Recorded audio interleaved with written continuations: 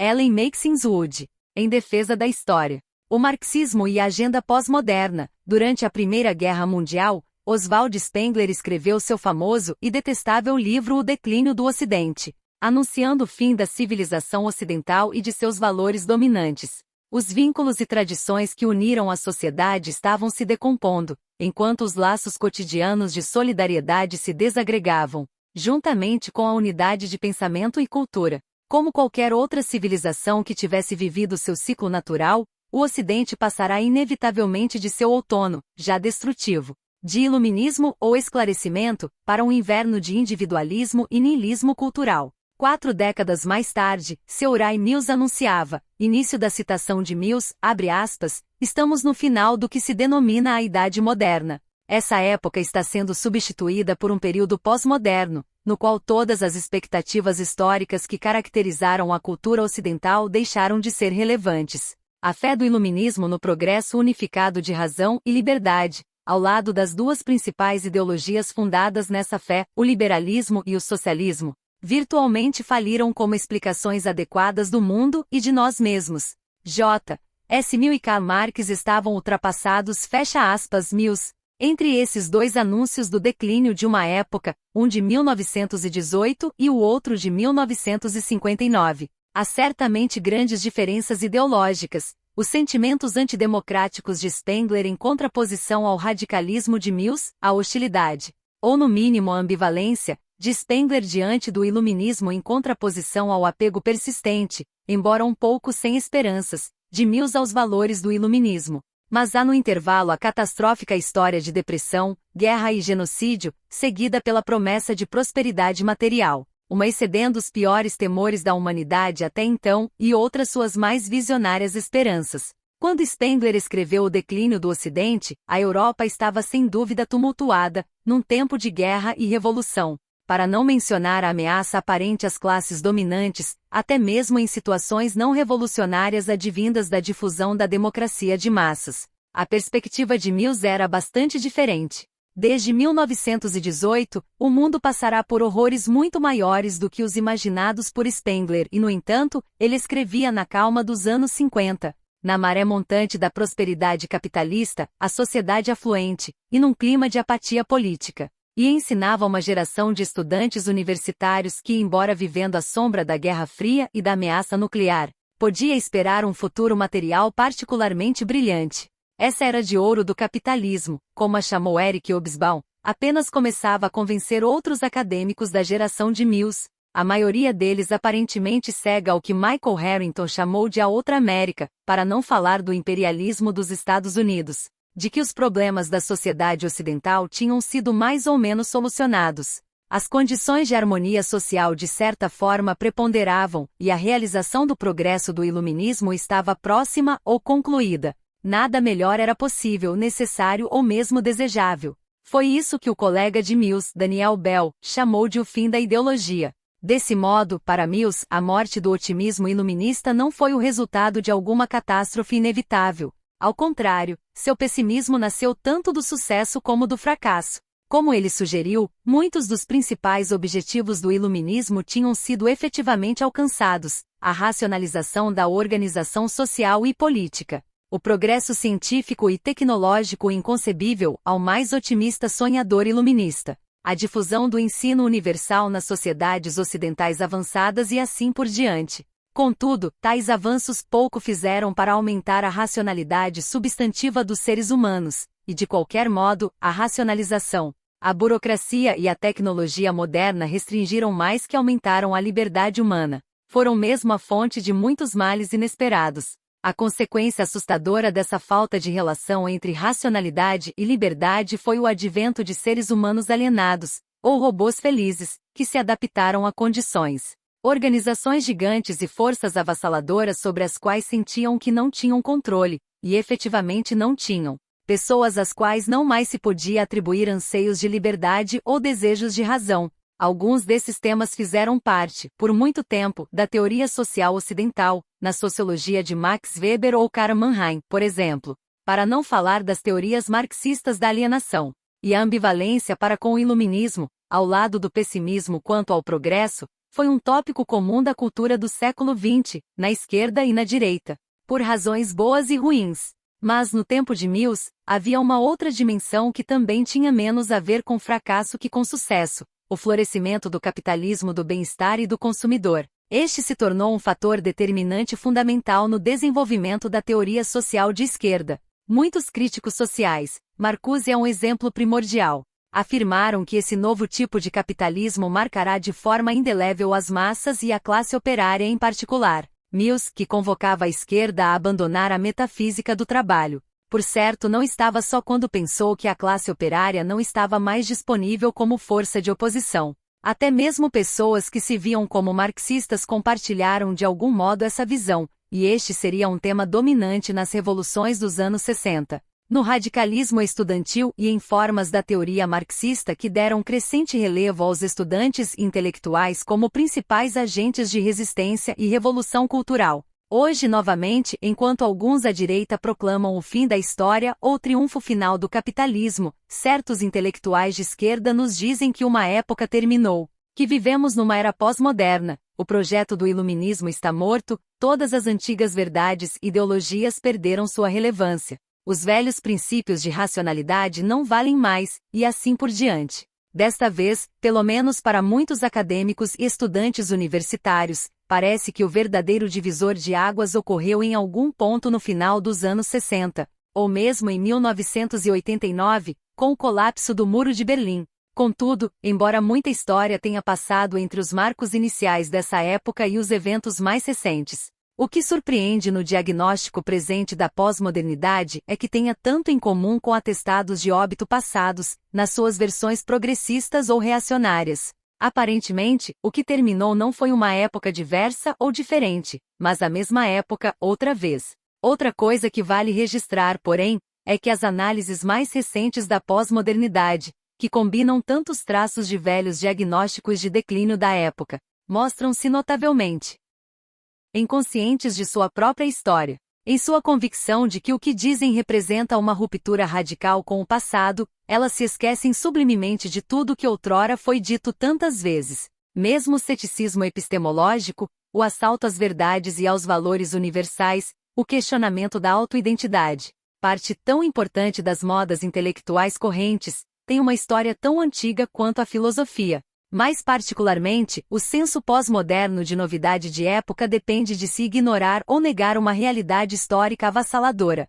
que todas as rupturas do século XX se unificam num todo histórico particular pela lógica e pelas contradições do capitalismo, o sistema das mil mortes. Isso nos conduz à característica mais específica dos novos pós-modernos, a despeito de sua insistência nas diferenças e especificidades de época. Apesar de sua reivindicação de ter exposto a historicidade de todos os valores e conhecimentos, ou precisamente devido à sua insistência na diferença e na natureza fragmentada da realidade e do conhecimento humano, eles são notavelmente insensíveis à história. Tal insensibilidade revela-se sobretudo na surdez aos ecos reacionários de seus ataques contra os valores do iluminismo e em seu fundamental irracionalismo. Aqui então se situa uma diferença crucial entre os anúncios atuais de mudança de época e todos os outros. As teorias anteriores se baseavam, por definição, em alguma concepção particular de história e pressupunham a importância da análise histórica.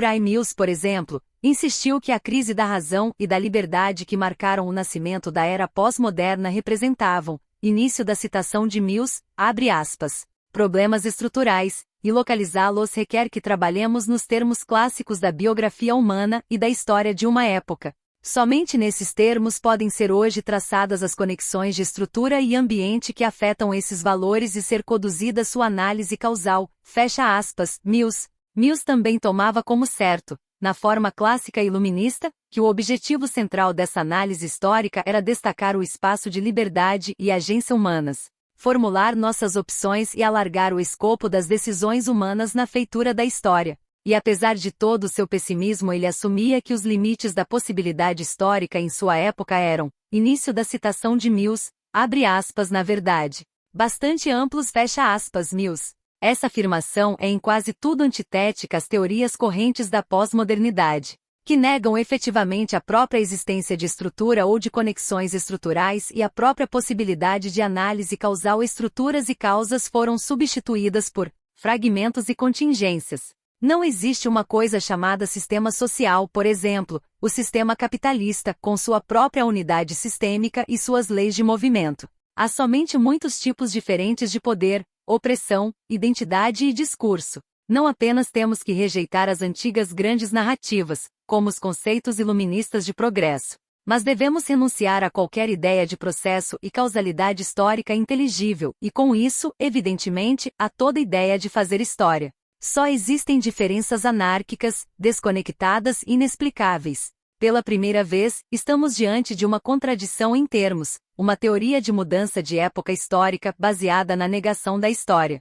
Há uma outra coisa especialmente curiosa sobre a nova ideia de pós-modernidade, um paradoxo particularmente notável. Por um lado, a negação da história na qual ela se baseia é associada a uma espécie de pessimismo político. Uma vez que não há sistemas ou histórias suscetíveis de análise causal, não podemos chegar às raízes dos muitos poderes que nos oprimem. E certamente não podemos aspirar a algum tipo de oposição unificada, de emancipação humana geral, ou mesmo de contestação geral do capitalismo, do tipo em que os socialistas costumavam acreditar. O máximo que podemos esperar é um conjunto de resistências particulares e separadas. Por outro lado, esse pessimismo político parece ter suas origens numa visão bastante otimista da prosperidade e das possibilidades capitalistas. Os pós-modernos de hoje, sobreviventes típicos da geração dos 60 e de seus alunos, parecem ter uma visão do mundo ainda calcada na era de ouro do capitalismo, cujo traço dominante é o consumismo, a multiplicidade de padrões de consumo e a proliferação de estilos de vida. Aqui também eles revelam seu ahistoricismo fundamental, uma vez que as crises estruturais do capitalismo desde aquele momento dourado parecem ter passado à sua margem, ou pelo menos, parecem não ter deixado neles nenhuma impressão teórica significativa. Para alguns, isso quer dizer que as oportunidades de oposição ao capitalismo estão severamente limitadas. Outros parecem dizer que se não podemos realmente transformar ou sequer entender o sistema, ou mesmo pensar nele enquanto sistema, e se não dispomos ou somos incapazes de dispor de uma perspectiva por meio da qual criticar o sistema, que dirá fazer oposição a ele, é melhor relaxar e aproveitar. Os expoentes dessas tendências intelectuais certamente sabem que nem tudo está bem, mas pouco existe nesses modismos que ajude, por exemplo, a entender a pobreza e a falta de moradia hoje crescentes, a classe de trabalhadores pobres cada vez maior,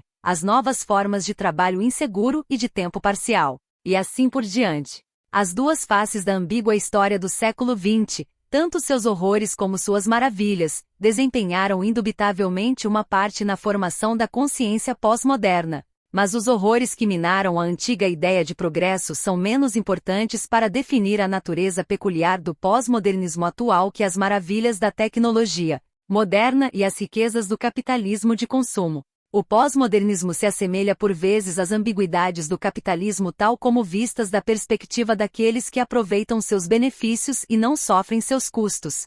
Se para Mills, o problema central de sua época era a impossibilidade de esperar que robôs felizes ansiassem por liberdade ou razão, os novos pós-modernos encaram tais valores ameaçados do iluminismo como problema e os rejeitam abertamente como intrinsecamente opressivos. Talvez em sua submissão derrotista a forças aparentemente incontroláveis, combinada com uma rendição ao consumismo e às vezes, mesmo uma exaltação dele, a corrente pós-moderna atualmente represente uma manifestação intelectual daqueles robôs. Enquanto Mills parece ter sustentado a visão bastante elitista de que os trabalhadores estavam mais sujeitos a virar robôs, deixando aos estudantes e aos intelectuais o papel de se levantarem acima de tal condição, hoje são esses próprios intelectuais que se tornaram, por assim dizer, a consciência teórica do robô feliz, robôs felizes ou críticos sociais. Depois de dizer tudo isso, seria fácil desconsiderar as modas vigentes. Mas, apesar de todas as suas contradições, falta de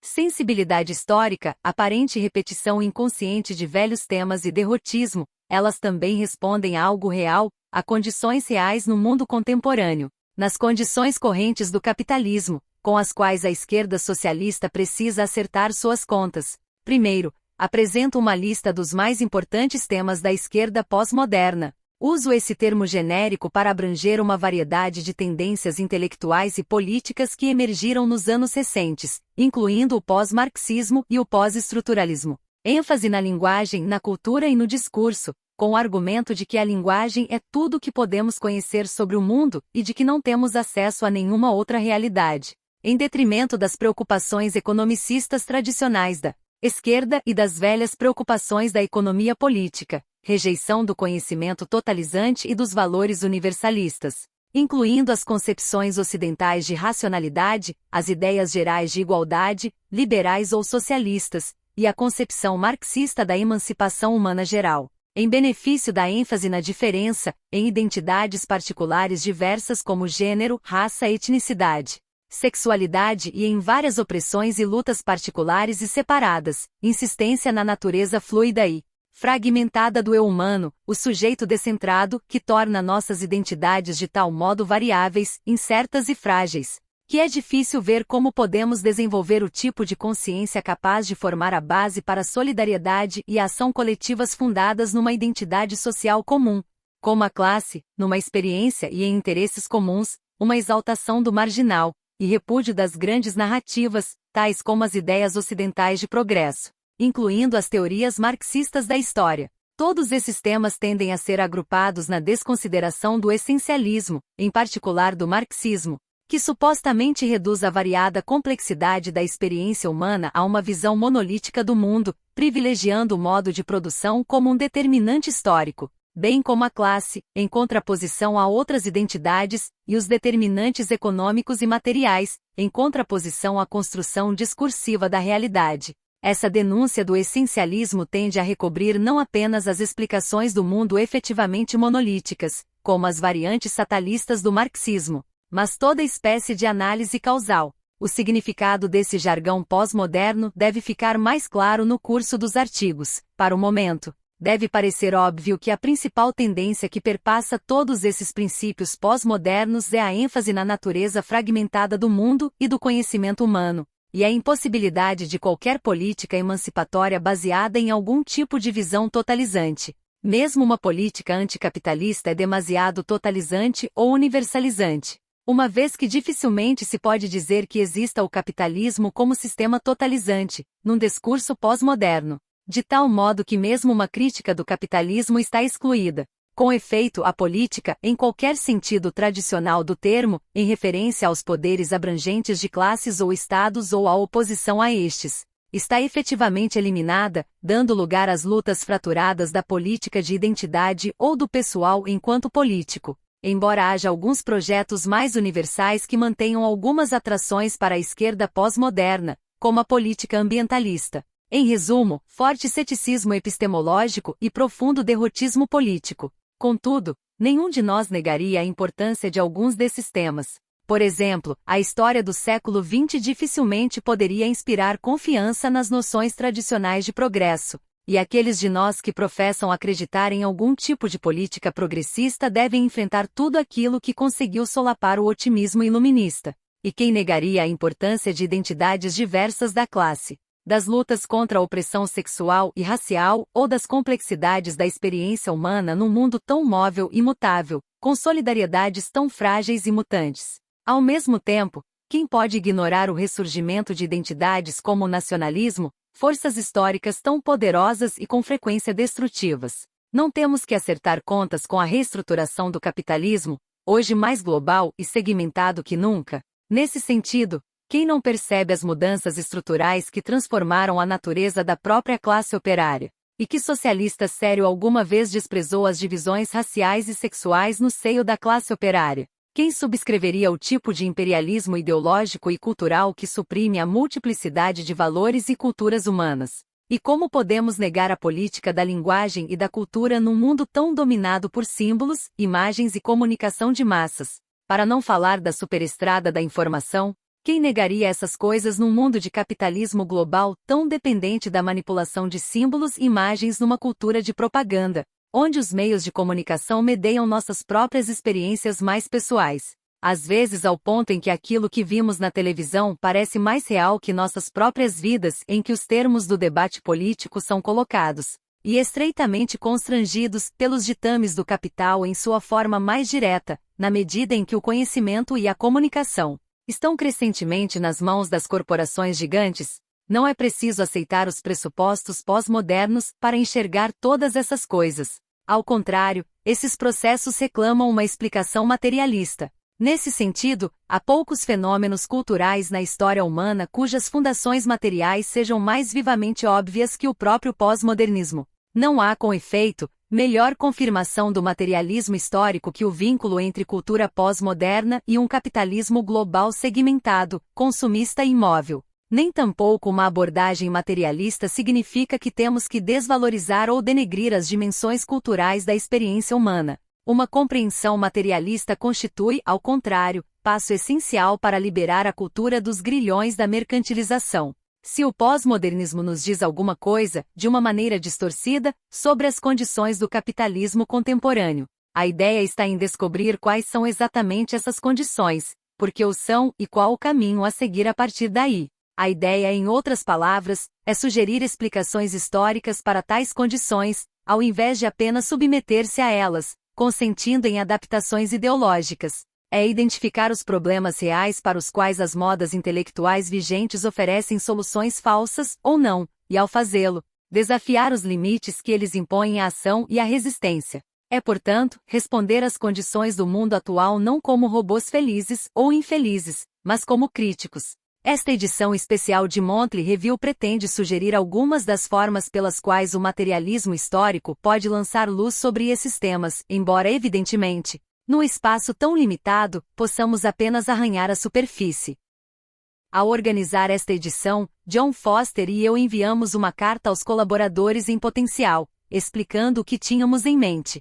Assim, deixem-me concluir esta introdução com alguns extratos desta carta. Ela começa com uma citação de meu artigo, no número do verão de 1994, que tratava da obra de E. P. Thompson. Início da citação de Wood, abre aspas, a crítica do capitalismo está fora de moda, e há aqui uma curiosa convergência. Uma espécie de sagrada aliança entre triunfalismo capitalista e pessimismo socialista. A vitória da direita se reflete na esquerda numa aguda contração das aspirações socialistas. Os intelectuais de esquerda, se não abraçam efetivamente o capitalismo como o melhor dos mundos possíveis, têm pouca esperança em algo mais que um pequeno espaço nos interstícios do capitalismo, e antevêem, na melhor das hipóteses, apenas resistências locais e particulares. E há outro efeito curioso de tudo isso. O capitalismo está se tornando tão universal, tão garantido, que passa a ser invisível. Hoje há certamente muitos motivos para sermos pessimistas.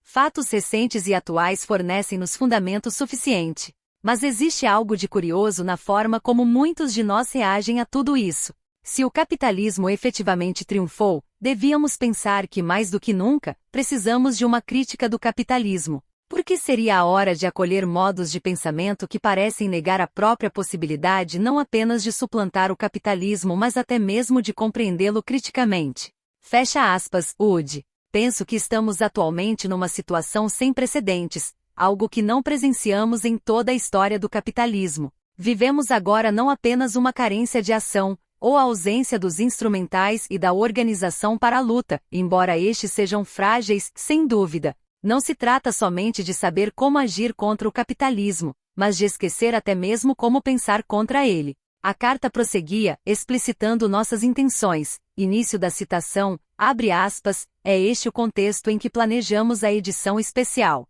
Partimos da ideia de que uma obra histórica como a de E. P. Thompson e a economia política no que tem de melhor, são essenciais para o projeto crítico da esquerda. O ponto central, contudo, é o seguinte: não podemos hoje tomar como certo que outros intelectuais de esquerda compartilhem nossa visão, e falando como professores, temos ambos bastante consciência de que muitos, se não a maior parte de nossos alunos, mesmo aqueles que se veem como de esquerda, dificilmente concordam seja com nosso entendimento do capitalismo, seja com nossos pressupostos epistemológicos e históricos. E essas discordâncias se expressam numa agenda intelectual, para não dizer política, muito diferente. O que propomos, então, é uma coletânea de artigos que oferecerá algumas sugestões sobre como o materialismo histórico pode enfrentar essa outra agenda de maneira mais frutífera.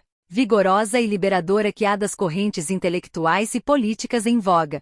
Não estamos sugerindo que as pessoas como nós abandonem seu próprio terreno. Ao contrário, parte de nosso objetivo é demonstrar que nosso terreno está onde devia, por exemplo, que as velhas questões triviais da esquerda, como a ligação entre política no velho sentido, Estado e poder de classe, estão ainda no centro das coisas, e permanecem importantes para outros projetos emancipatórios. Não apenas para as formas tradicionais de política de classe, mas podemos prender a atenção de nossos alunos e de gente como eles se os confrontarmos em seu terreno favorito. É isso, portanto, o que pretendemos fazer, de uma forma muito limitada. Os temas desta edição, e com frequência o estilo, podem ser diferentes do que os leitores de Monthly Review habituaram-se a ter, mas a motivação fundamental e o compromisso político continuam os mesmos. Nossa mensagem principal é que esta pode ser a hora certa de revitalizar a crítica marxista. O mundo está cada vez mais povoado não por robôs felizes, mas por seres humanos muito enraivecidos.